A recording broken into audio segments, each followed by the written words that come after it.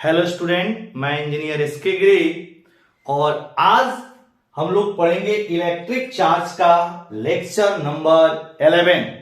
और आज के क्लास में हम लोग पढ़ने जा रहे हैं differences between electric force and gravitational force. Clear?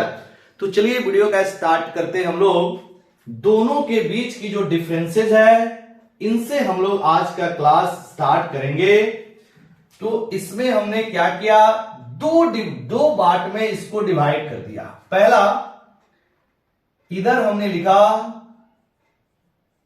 Electric force और इस साइड लिखिएगा ग्रेविटेशनल फोर्स। ग्रेविटेशनल फोर्स, दोनों के डिफरेंसेस से कुछ क्वेश्चंस बनने वाले हैं। तो सबसे पहले हम लोग इसकी डिफरेंसेस पढ़ेंगे, इस पर बेस्ड कुछ हम लोग न्यूमेरिकल भी करेंगे जो कि काफी इंपॉर्टेंट क्वेश्चंस आ रहे हैं। क्लियर? तो इलेक्ट्रिक चार्ज का जो लेक्चर नंबर 11 है ये आपके थ्योरी का लास्ट लेक्चर होता है। क्लियर? इसके बाद हम लोग बहुत अच्छे अच्छे न्यूमेरिकल्स करेंगे। क्लियर? तो चलिए पहले यहां पर हम लोग डिफरेंसेस पढ़ लेते हैं। पहला डिफरेंसेस क्या है कि जो इलेक्ट्रिक फोर्स होता है वो दो चार्ज बॉडी के बीच में लगता है। जो इलेक्ट्रिक फोर्स होता है वो दो चार्ज बॉडी के बीच में लगता है, जबकि ग्रेविटेशनल फोर्स दो मास बॉडी के बीच में लगता है। यानी दो मासेस के बीच में ग्रेविटेशनल फोर्स और दो चार्जेस के बीच में आपका इलेक्ट्रिक फोर्स। तो यहां पर हम लोग लिखेंगे इलेक्ट्रिक फोर्स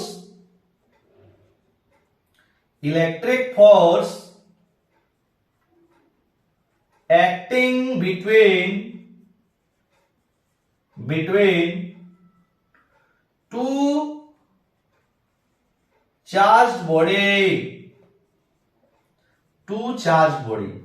और इसके लिए हम लोग फॉर्मूला भी पढ़ा है कि मान लीजिए अगर दो चार्जेस हैं Q1 और Q2, इसके बीच की दूरी स्मॉल r है। अगर ये दोनों के दोनों वैक्यूम में रखे गए हैं, तो इनके बीच में जो इलेक्ट्रिक फोर्स लगता है उस इलेक्ट्रिक फोर्स की जो मैग्नीट्यूड है this is equal to 1/4πε0 Q1 mod Q2 mod divided by R square. Clear? अब ये जो फोर्स है वह अट्रैक्टिव नेचर का भी हो सकता है, ये जो फोर्स है वह रिपल्सिव नेचर का भी हो सकता है। ये डिपेंड करता है दोनों चार्ज की पोलैरिटी क्या है। अगर सेम पोलैरिटी के हैं तो रिपेल करेंगे, अपोजिट पोलैरिटी के हैं तो अट्रैक्ट करेंगे। क्लियर? लेकिन जो ग्रेविटेशनल फोर्स है, इधर लिखेंगे एक नंबर में, जो ग्रेविटेशनल फोर्स है वह दो मास बॉडी के बीच लगता है। मतलब दो मासेस के बीच में जो फोर्स लगता है उसको बोलते हैं ग्रेविटेशनल फोर्स।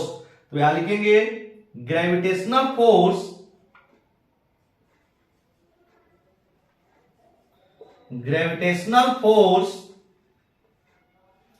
acting between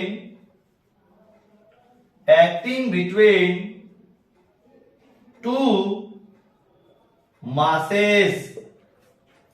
दो मासेस के बीच में जो फोर्स लगता है उसको बोलते हैं ग्रेविटेशनल फोर्स।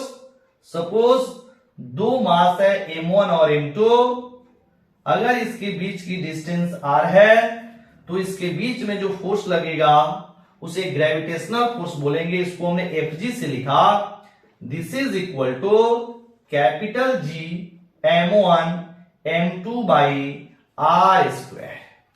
और यहां पर इलेक्ट्रिक फोर्स को आप Fe से रिप्रेजेंट कर लीजिए और ग्रेविटेशनल फोर्स को Fg से। यहां पे जो G होता है वेयर जो कैपिटल G होता है इसे यूनिवर्सल कांस्टेंट बोलते हैं। यूनिवर्सल कांस्टेंट यूनिवर्सल कांस्टेंट है और इसकी वैल्यू 6.67 इंटू 10⁻⁻11 इसकी यूनिट होती है। यूनिट कैसे निकालेंगे, जैसे इसकी यूनिट हो गई न्यूटन मीटर स्क्वायर पर KG square, newton metre square पर केजी स्क्वायर इसकी यूनिट हो गई। ये आपका यूनिवर्सल कांस्टेंट है। तो ये है पहला डिफरेंसेस कि जो इलेक्ट्रिक फोर्स होता है वो दो चार्जेस के बीच में लगता है और जो ग्रेविटेशनल फोर्स होता है वो दो मासेस के बीच में लगता है। Clear, first difference.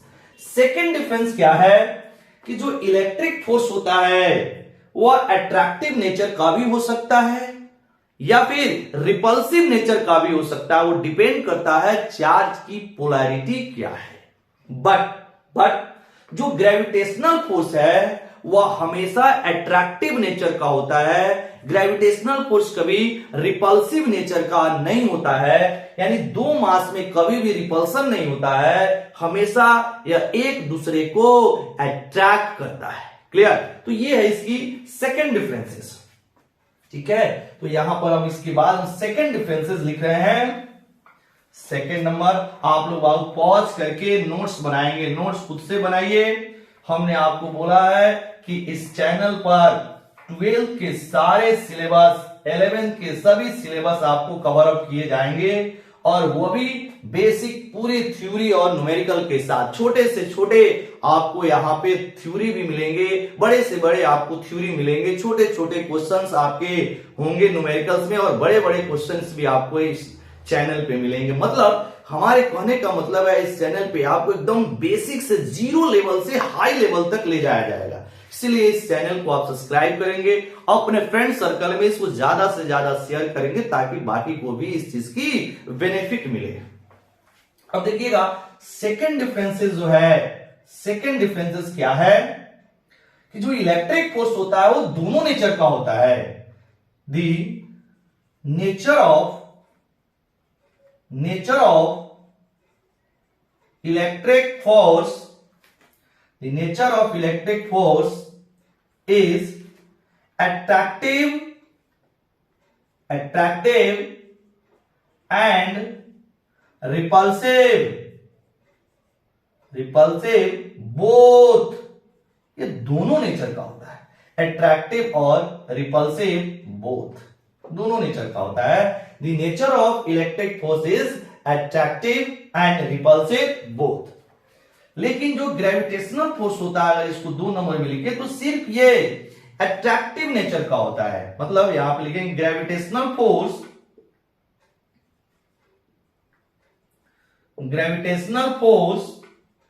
is always attractive in nature, always attractive in nature। ये हमेशा आपका अट्रैक्टिव नेचर का होता है। Gravitational force is always attractive in nature, क्योंकि जो मासेस होता है वह सिर्फ आपका पॉजिटिव होता है, मास कभी निगेटिव नहीं होता है, उसमें कोई पोलैरिटी नहीं होती है। क्लियर, लेकिन इलेक्ट्रिक चार्ज जो होता है वह 2 तरह का होता है, पॉजिटिव और निगेटिव। तो अगर पॉजिटिव चार्ज है तो उसमें रिपल्सन हो रहा होगा और निगेटिव है तब भी रिपल्सन हो रहा होगा, बट निगेटिव पॉजिटिव है तो वहां पर अट्रैक्शन हो रहा होगा। इसीलिए जो इलेक्ट्रिक फोर्स है वह आपका दोनों नेचर का होता है, अट्रैक्टिव नेचर का होता है और रिपल्सिव नेचर दोनों का होता है। तो ये है इसकी सेकेंड डिफरेंसेस। तीसरा जो डिफरेंस है, तीसरा नंबर, अब देखिएगा जो इलेक्ट्रिक फोर्स की जो वैल्यू है वह मीडियम पर डिपेंड करता है। इलेक्ट्रिक फोर्स की वैल्यू मीडियम पे डिपेंड करता है। जैसे मान लीजिए आपका 2 चार्ज अभी एयर में है तो एयर में इलेक्ट्रिक फोर्स की जो मैग्नीट्यूड है वो कुछ अलग आएगा। अगर इसी को किसी मीडियम में डाल दिया जाए तो वहां पर इलेक्ट्रिक फोर्स की जो वैल्यू है वो चेंज कर जाता है। बट ग्रेविटेशनल फोर्स की जो वैल्यू है वह हमेशा एक ही वैल्यू देता है। मतलब चाहे वो आपका एयर में हो या वैक्यूम में हो या किसी भी मीडियम में हो, वहां पर ग्रेविटेशनल फोर्स की जो वैल्यू है वह नहीं बदलता है, वो हमेशा कांस्टेंट होता है।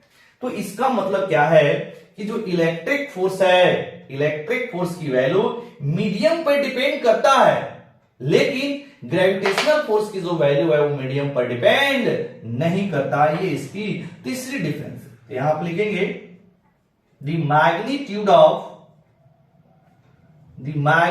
Of electric force is depends on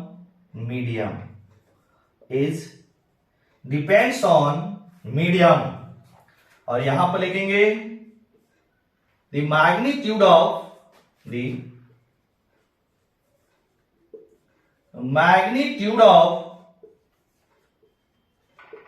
gravitational force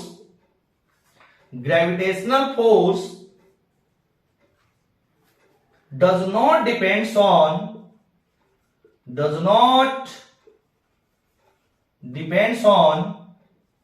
medium, या मीडियम पर डिपेंड नहीं करता है। क्लियर? तो ये तीन बेसिक डिफरेंसेस है इलेक्ट्रोस्टैटिक फोर्स और ग्रेविटेशनल फोर्स के बीच में। क्लियर? तो ये था आपके पूरा इलेक्ट्रिक चार्ज की सारी थ्योरी। अब हम लोग स्टार्ट करने जा रहे हैं न्यूमेरिकल्स।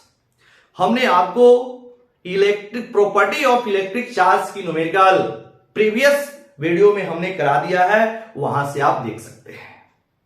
अब हम लोग स्टार्ट करेंगे कूलॉम्स लॉ पर बेस्ड सारे के सारे न्यूमेरिकल्स। बहुत अच्छे क्वेश्चंस हम लोग करेंगे। तो चलिए स्टार्ट करते हैं, हेडिंग लगाते हैं कूलॉम्स लॉ पे जो बेस्ट न्यूमेरिकल है उन सभी क्वेश्चंस को हम लोग यहां पर देखेंगे।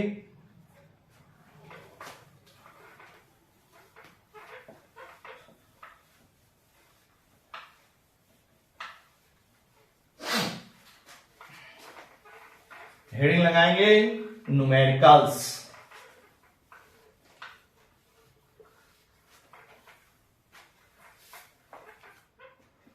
पर हेडिंग लगाएंगे numericals.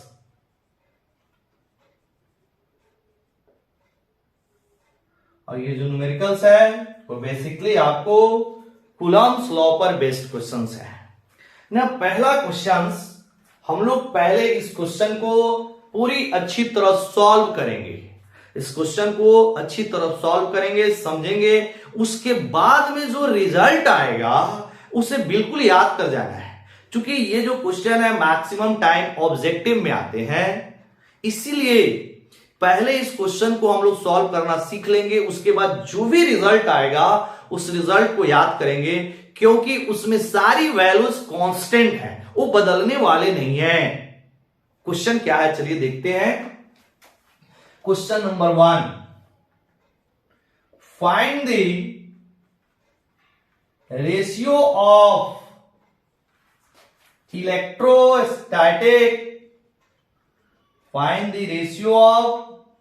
electrostatic force and gravitational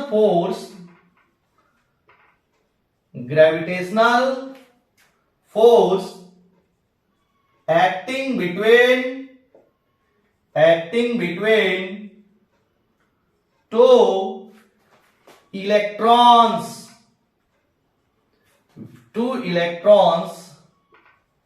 which are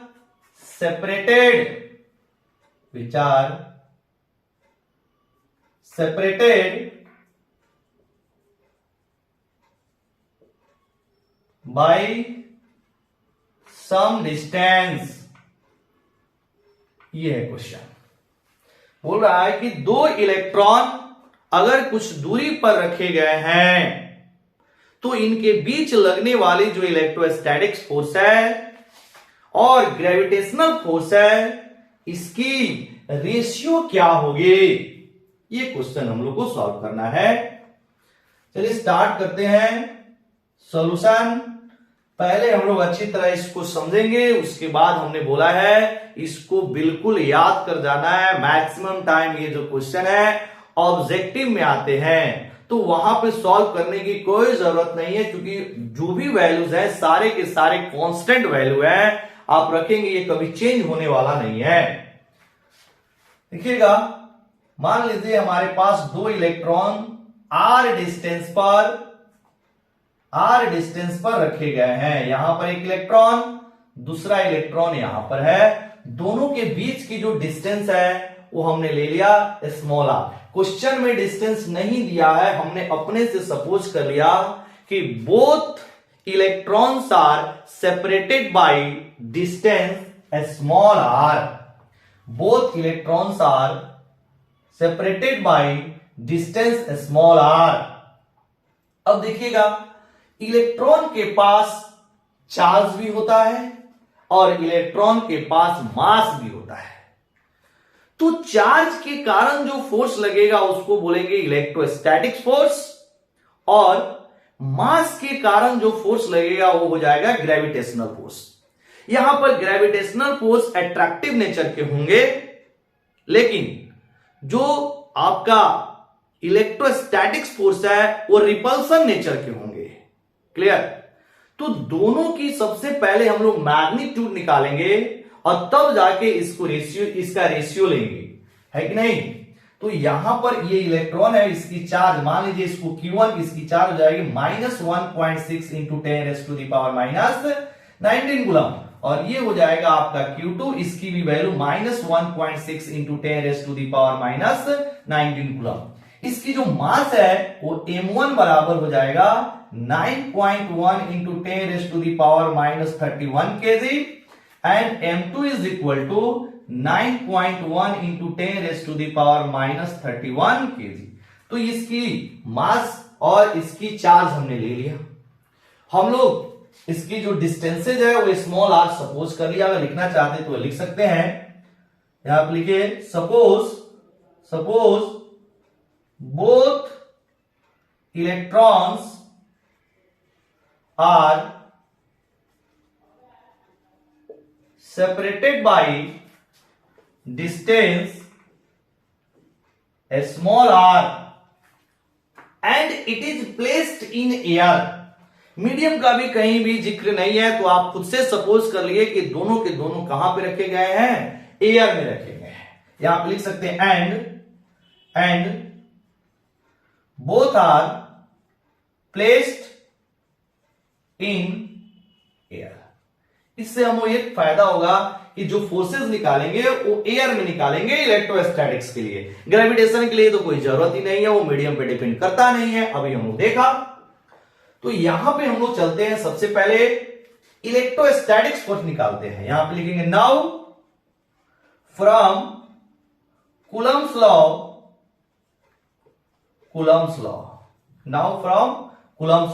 law से जो एक ई है, एक ई मतलब electrostatic force, this is equal to 1/4πε0 into Q1 mod Q2 mod divided by r²। यही वैल्यू आएगा इलेक्ट्रोस्टैटिक फोर्स का। और यहां पर एपी क्या है, इलेक्ट्रोस्टैटिक फोर्स की मैग्नीट्यूड है। ये हमने फॉर्मूला कहां पे यूज किया, एयर में, क्योंकि हमने मान लिया कि दोनों के दोनों जो इलेक्ट्रॉन्स हैं वो एयर में रखे गए हैं। अब आप यहां पे इस वैल्यू को रख सकते हैं 9 इंटू 10⁻⁹ 1/4πε0 को Q1 मॉड। तो Q1 की जो मॉड लेंगे, यहां पर Q1 निगेटिव है, बट इसकी जो मॉड करेंगे वो हो जाएगा पॉजिटिव। तो यहां पे हमें Q1 मॉड लेना है, पहले यहां पे वैल्यू Q1 क्या है, नेगेटिव, बट जैसे मॉड लेंगे ये क्या हो जाएगा, पॉजिटिव। तो यहां पे हम डायरेक्ट लिख सकते हैं 1.6 इंटू 10⁻⁻19 कूलम। कंफ्यूज नहीं होना है, मोड लिया है, मोड लेने पे ये वैल्यू नेगेटिव है, फिर भी क्या हो गया बाबू, पॉजिटिव। फिर Q2 लेंगे, वो भी हो जाएगा 1.6 इंटू 10⁻⁻19 कूलम नहीं, यूनिट अभी छोड़ देंगे, लास्ट में फाइनल आंसर आ जाएगा आपका यूनिट। ये आ गया होल डिवाइडेड बाई r²। इसकी जो वैल्यू है r²। अब इसको हम लोग लिख सकते हैं यहां पर 9 इंटू 10⁻⁹ इंटू 1.6 इंटू 10⁻⁻19 कूलम का whole square divided by R square. This is equation number first. मतलब इलेक्ट्रोस्टैटिक्स फोर्स की जो मैग्नीट्यूड है इतनी आ गई। इसी तरह हम लोग ग्रेविटेशनल फोर्स निकालेंगे और ग्रेविटेशनल फोर्स की वैल्यू रखेंगे, तब जाके इसकी रेशियो लेना है। रेशियो लेना है इलेक्ट्रोस्टैटिक्स फोर्स और ग्रेविटेशनल फोर्स की रेशियो लेना है। तो यहां पर अगर हम लोग लिखे, यहां पर नाउ एफ जी बोले तो ग्रेविटेशनल फोर्स, इसकी फॉर्मूला हम लोग अभी देखे हैं, Gm1m2 by R square. Gm1m2 by R square. अब आप G की वैल्यू रख दीजिए, m1 m2 दिया हुआ है और R की वैल्यू R के टर्म में ही रखेंगे। G की value 6.67 into 10 raise to the power -11, फिर इंटू ये हो जाएगा m1 की value 9.1 into 10 raise to the power -31, m2 फिर 9.1 into 10 raise to the power -31 whole divided by R square. Clear? इसको आप लिख सकते हैं 9.1 into 10 raise to the power -31 का स्क्वायर। अब इसको ले लीजिए इक्वेशन नंबर सेकेंड। अब क्या करेंगे हम लोग, Fe बाई एफ जी निकालना है, क्योंकि electrostatics force divided by gravitational force निकालना है। ठीक है, हम यहां से क्वेश्चन हटा रहे हैं। देखिए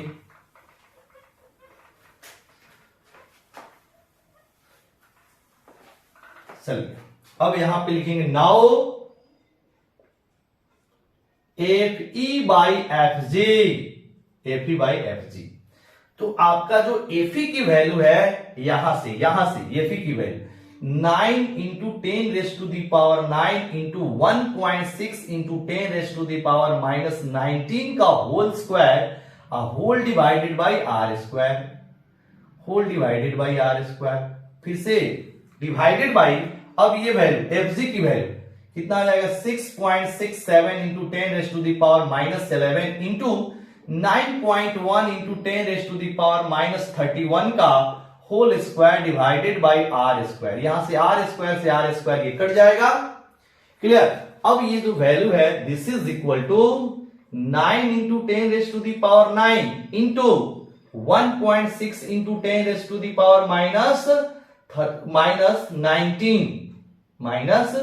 -19 का होल स्क्वायर, अब फिर डिवाइडेड बाई ये वैल्यू आ जाएगा 6.67 into 10 raise to the power -11, फिर इंटू ये हो जाएगा 9.1 into 10 raise to the power -31 का होल स्क्वायर। ये वैल्यू आगे ये सब के सब कांस्टेंट वैल्यू है, क्योंकि ये आपका 1/4 पाई एप्सिलॉन 0 की वैल्यू ये कभी चेंज होने वाला नहीं है। ये क्या है, इलेक्ट्रॉन की चार्ज है, ये अभी कभी चेंज होने वाला नहीं है। ये यूनिवर्सल कांस्टेंट है, इसकी भी वैल्यू चेंज नहीं होगा। ये वैल्यू आपका मास ऑफ द इलेक्ट्रॉन, ये भी कभी चेंज नहीं होने वाला है।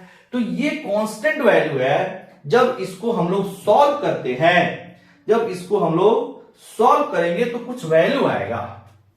यहां पर जो वैल्यू आता है ये आएगा 4.17 into 10 raise to the power 42।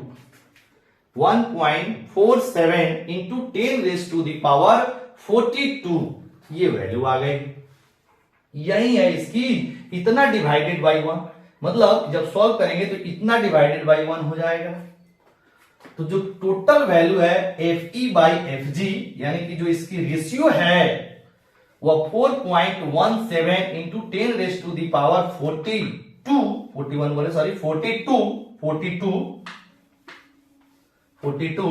is to 1। तो याद रखेंगे इतना डिवाइडेड बाई इतना इज इक्वल टू, या तो आप ऐसे लिखिए 4.17 into 10 raise to the power 42 is to 1, या फिर सीधा 4.17 into 10 raise to the power 42। ये है इलेक्ट्रॉन के बीच लगने वाले इलेक्ट्रोस्टैटिक्स फोर्स और ग्रेविटेशनल फोर्स की रेशियो। इसको हम लोग याद रखेंगे, ये इस वैल्यू को याद रखेंगे, वैल्यू चेंज होने वाला नहीं है। ठीक है, इसी तरह दूसरा क्वेश्चन है, सेम क्वेश्चन है कि भाई प्रोटॉन के बीच में प्रोटॉन प्रोटॉन के बीच में जो लगने वाले इलेक्ट्रोस्टैटिक्स फोर्स और ग्रेविटेशनल फोर्स की रेशियो क्या होगी। उसी तरह इलेक्ट्रॉन और प्रोटॉन के बीच में लगने वाले इलेक्ट्रोस्टैटिक्स फोर्स और ग्रेविटेशनल फोर्स की रेशियो क्या होगी। तो तीनों क्वेश्चन को हम लोग सॉल्व कर रहे हैं। अब आपको समझ में भी आ गया होगा कि कैसे सॉल्व करना है। क्लियर। पहले अभी हमने इलेक्ट्रॉन इलेक्ट्रॉन के बीच देखा, अब की बार जो दूसरा क्वेश्चन है वो प्रोटॉन प्रोटॉन के बीच का है, और तीसरा जो क्वेश्चन है एक प्रोटॉन दूसरा इलेक्ट्रॉन के बीच का है। तीनों को याद कर जाएंगे। बेसिकली जो इसमें आता है वो आपका ऑर्डर, जो आपका ये आता है ऑर्डर ऑफ मैग्नीट्यूड की वैल्यू जनरली पूछा जाता है ऑब्जेक्टिव क्वेश्चन में, तो इस वैल्यू को ज्यादातर आप याद रखेंगे, है कि नहीं। अब चलते हैं प्रोटॉन प्रोटॉन के बीच, इसी तरह हम लोग निकालेंगे और उस वैल्यू को भी आप क्या करेंगे, याद रखेंगे।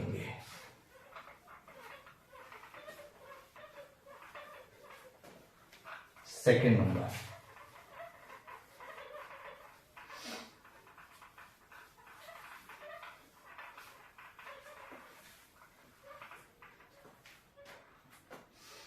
second number, find the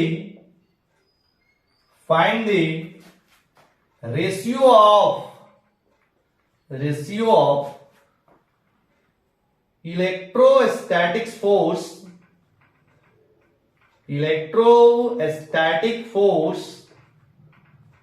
to the gravitational force acting between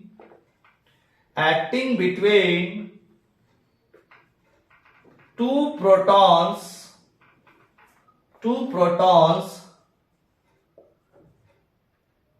which are separated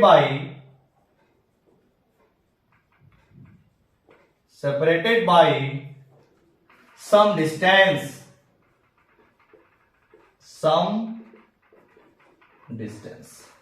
same question पहला हम लोग इलेक्ट्रॉन्स के लिए देखा है और अब की बार प्रोटॉन्स के लिए देखेंगे। सॉल्यूशन, पहला क्वेश्चन आपको समझ में आ गया, दूसरा क्वेश्चन बिल्कुल सिमिलर है, फिर भी इसको करेंगे और इसको जो भी आंसर आएगा इसको याद रखेंगे। सपोज हमारे पास दो प्रोटॉन है और इनके बीच में जो डिस्टेंसेज है वह स्मॉल आर है। दोनों के दोनों मान लीजिए एयर में रखे गए हैं। अब प्रोटॉन का चार्ज आपको पता है, सपोज ये Q1 कितना हो जाएगा, +1.6 इंटू 10⁻⁻19 कूलम, और इसकी जो मास है उसको हम लोग m1 ले ले तो 1.6 इंटू 67 ले लेते हैं, 67 इंटू 10⁻⁻27 kg। सिमिलरली इस प्रोटॉन को हमने बोल दिया चार्ज सेकेंड, तो इसकी भी जो वैल्यू है +1.6 इंटू 10⁻⁻19 कूलम, और इसकी जो मास हो जाएगी m2, this is equal to 1.67 into 10⁻⁻27 kg। Clear. दोनों का चार्ज आप लिख लीजिए, दोनों का मास लिख लीजिए। चार्ज से आप क्या निकाल लेंगे, इलेक्ट्रोस्टैटिक फोर्स, और इसमें के मास से आप ग्रेविटेशनल फोर्स निकाल लेंगे। यहां पर लिखेंगे सपोज वही चीज, सपोज डिस्टेंस बिटवीन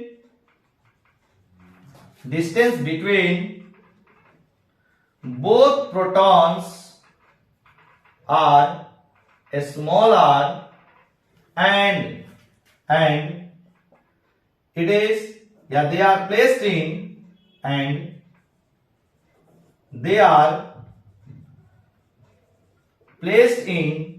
एयर। हमने मान लिया कि ये एयर में रखा गया है और इसके बीच की डिस्टेंस से जा रहा है।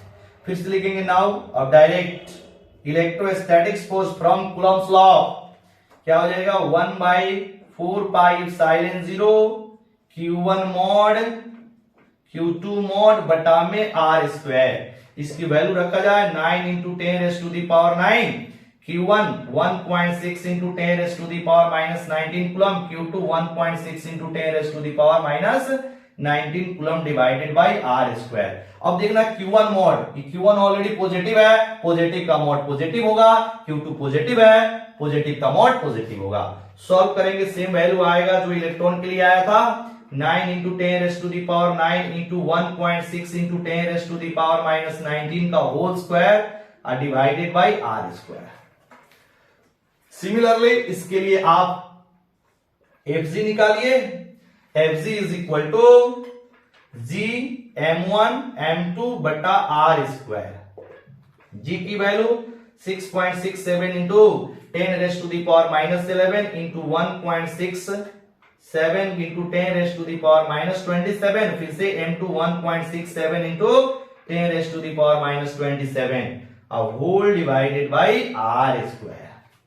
Clear, R square. अब इसको आप फिर से सॉल्व करेंगे तो ये क्या आ जाएगा, इसका स्क्वायर में चला जाएगा, यहां पे लिख दे रहे हैं 6.67 into 10 raise to the power minus 11 into 1.667 into 10 raise to the power minus 27 का whole square divided by R square.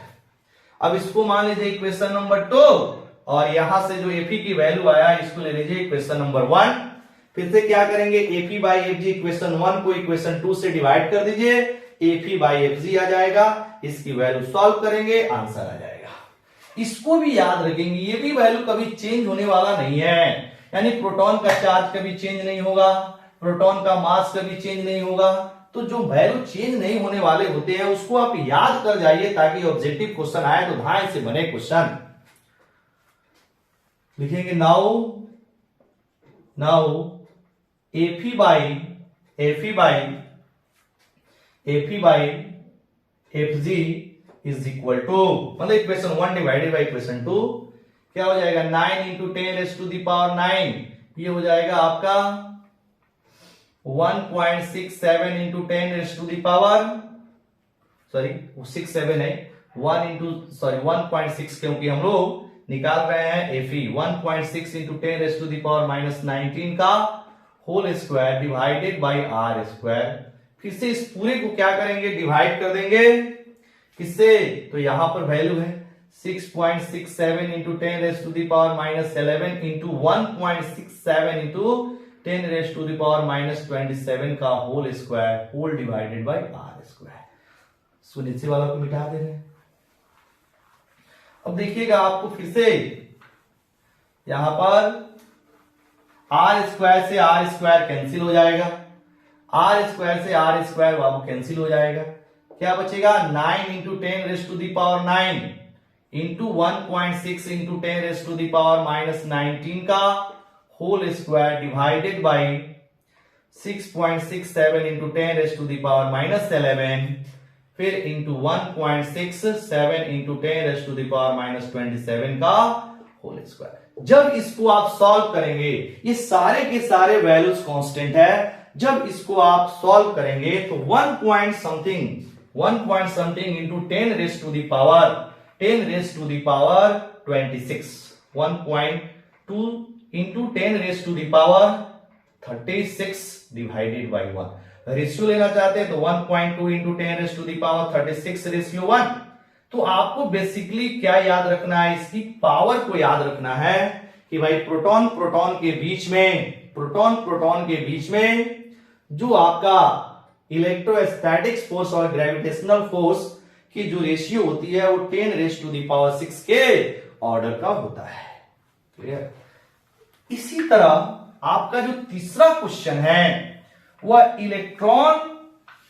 Electron और प्रोटॉन के बीच का रेशियो है, मतलब एक इलेक्ट्रॉन और एक प्रोटॉन r डिस्टेंस पे अगर रखे गए हैं तो उनके बीच की इलेक्ट्रोस्टैटिक्स फोर्स और ग्रेविटेशनल फोर्स की रेशियो निकाल लेना है। देखिएगा इस सारे आंसर को आप याद रखेंगे क्योंकि जैसे ऑब्जेक्टिव आएगा आप ध्यान से प्रोटॉन दिखा 10 रेस टू दी पावर 6 मार देंगे, इलेक्ट्रॉन दिखा 10 रेस टू दी पावर 42 आप मार देंगे, है कि नहीं। ये चीज है। इसके बाद आप एक इलेक्ट्रॉन और एक प्रोटॉन का देखेंगे। चलिए यहां पर क्वेश्चन नंबर 3, फिर से वही same question, find the ratio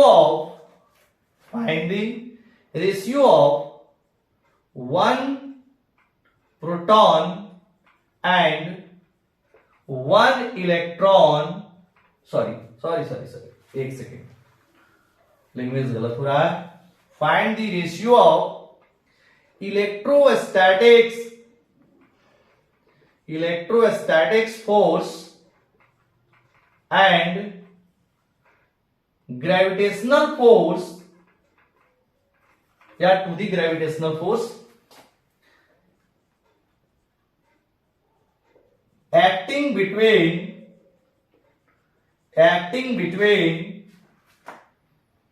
one electron and one proton, which are separated by some distance। ये है question. The ratio of electrostatics force and gravitational force acting between one electron and one proton which are separated by some distance.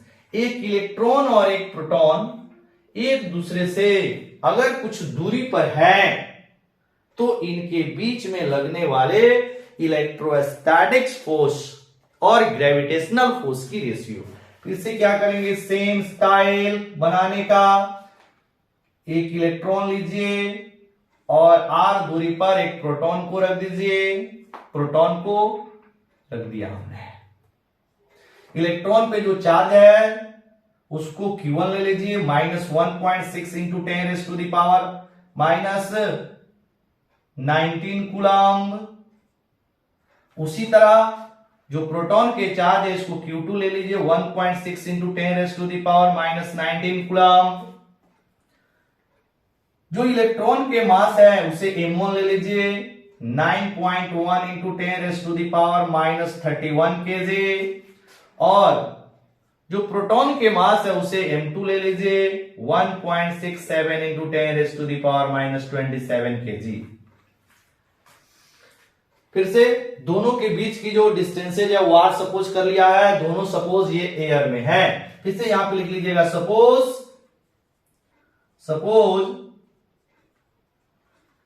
distance between electron and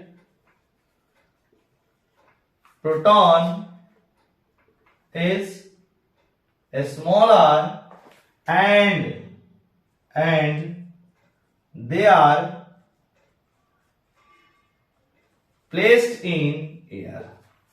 Suppose distance between electron and proton is smaller and they are placed in air। Air में रखे गए हैं और इनके बीच की distance smaller है।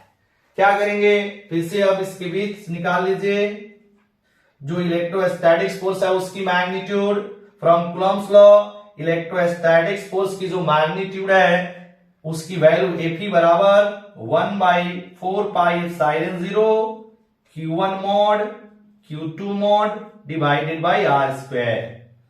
Solve करेंगे ये वैल्यू आ जाएगा 9 इंटू 10⁻9 इंटू Q1 मॉड, यानी Q1 निगेटिव है, मॉड लेंगे पॉजिटिव हो जाएगा 1.6 इंटू 10⁻⁻19, और यहां पर Q2 पॉजिटिव है तो पॉजिटिव का मॉड ऑलरेडी पॉजिटिव देगा, तो 1.6 into 10⁻⁻19 whole divided by r square.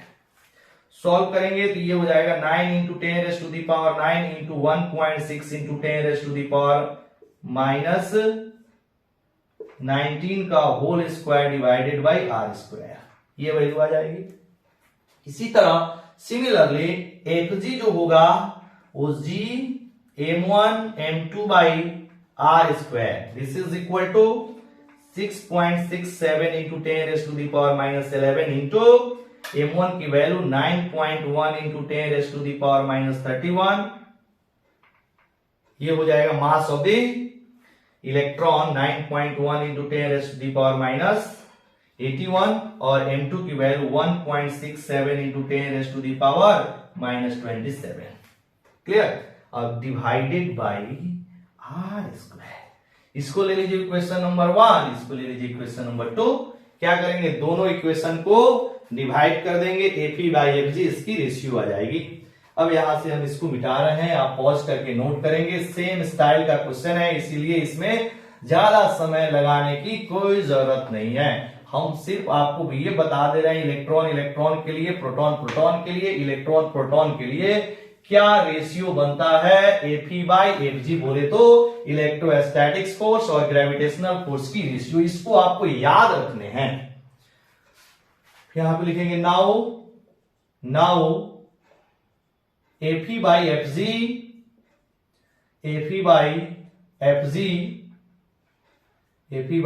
is equal to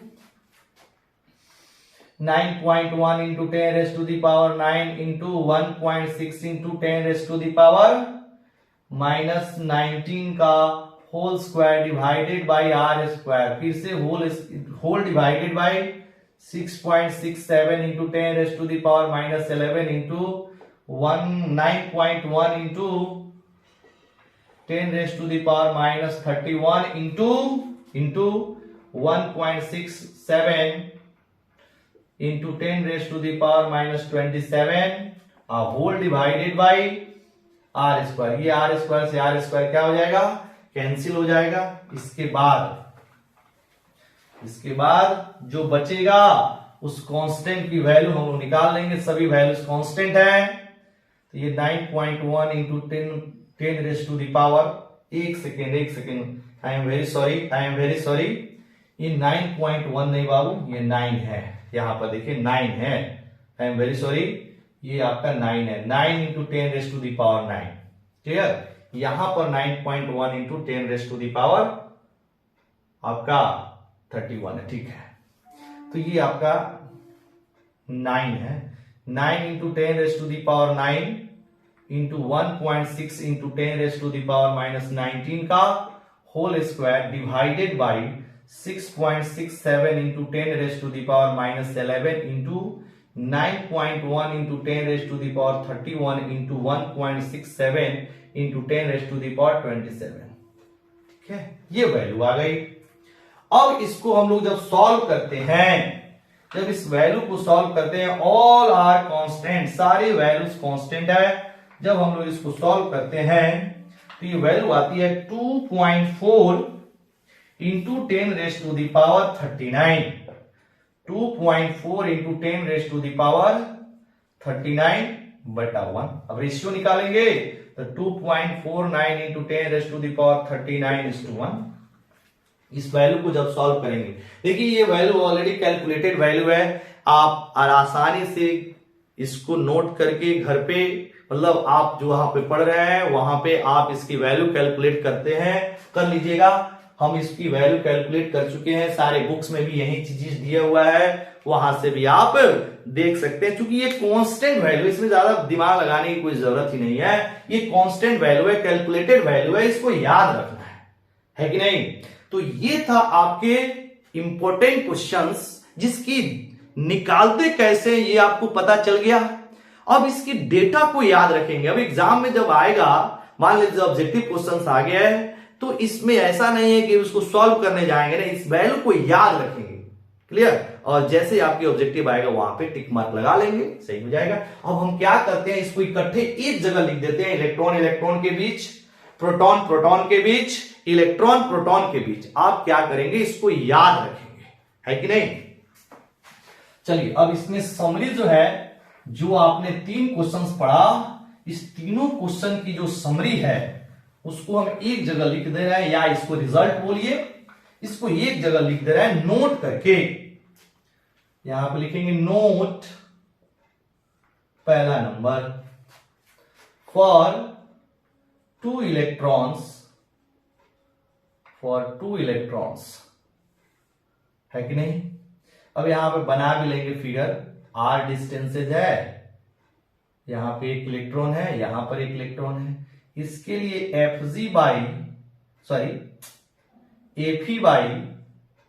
FG की जो वैल्यू आएगी रेशियो में, अगर हम लोग देखें 10⁻40 रेशियो बोल रहे हैं, आपका जो ऑर्डर ऑफ मैग्नीट्यूड है उसको अगर हम लोग लिखे तो 10⁻42 फॉर 2 प्रोटॉन्स, 2 प्रोटॉन्स के लिए, सपोज ये आपका 2 प्रोटॉन है, इसके लिए हम लोग जब Fe/Fg कैलकुलेट करते हैं तो इसकी वैल्यू याद रखेंगे 10⁻36 होता है।